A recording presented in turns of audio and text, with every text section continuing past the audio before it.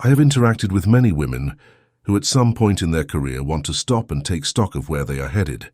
These are not decisions that people take overnight. They are thoughts which stay seeded in your mind and take a lot of time to grow enough to push you into taking action. The reasons for the same may be varied, and so will the journey. But there is always merit in reading how someone else's journey unfolded. It may make your ride a little smoother, with fewer disappointments. A few years back I went through a similar dilemma.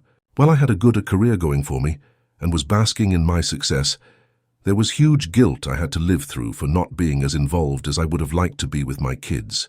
Also, there was a new boss with whom I did not get along and could not deal with the politics being played out.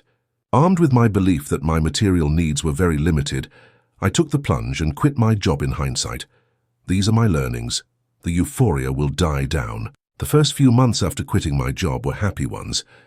I finally had all the time I needed. I started doing things I had always wanted to, but did not have the time for. I did simple stuff, joined courses, etc., which gave me great satisfaction. After 4 months, however, reality came knocking, and suddenly from having 20 people reporting and vying for my attention, the only person I interacted with was my house help. For a person whose identity was closely tied to her profession, to suddenly stay disconnected was a tough task, more time needed to figure out the way forward. One of the reasons to quit is that you aren't able to understand how your job contributes to anyone's life, apart from financially to your own. The quest, therefore, is finding something to do, in the hope that it will make a difference to someone else. Needless to say, it needs to be financially remunerative at some point, even if you are willing to forgo that initially.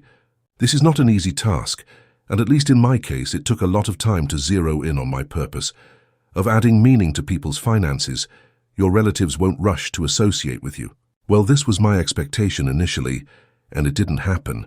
I later read somewhere that your closest circle comes to the party much later, when you have proved your mettle with complete strangers or acquaintances.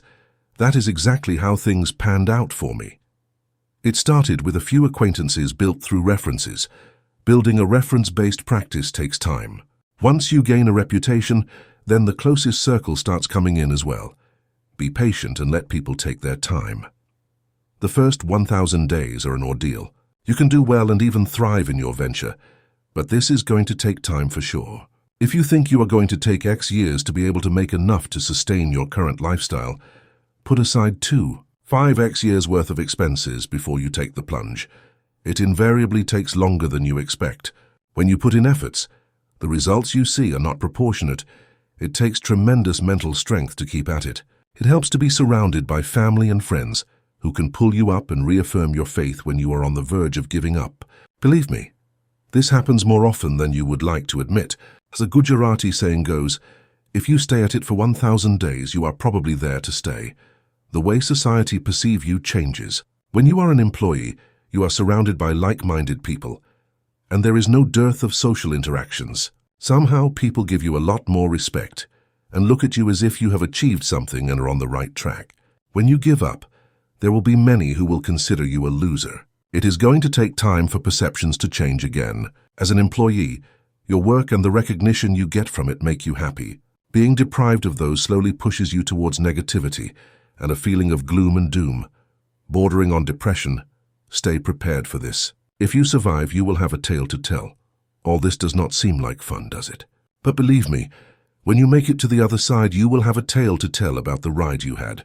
Most of all, the satisfaction you get from doing something meaningful is priceless. For me today, as I run a successful and super satisfying practice, many of these memories seem distant. You need 3 things. 1, the preparedness to be able to sustain your financial independence during this period. 2, a supportive spouse and family. And, last but not the least, the mental strength, so that you can look every new day in the eye with confidence and conviction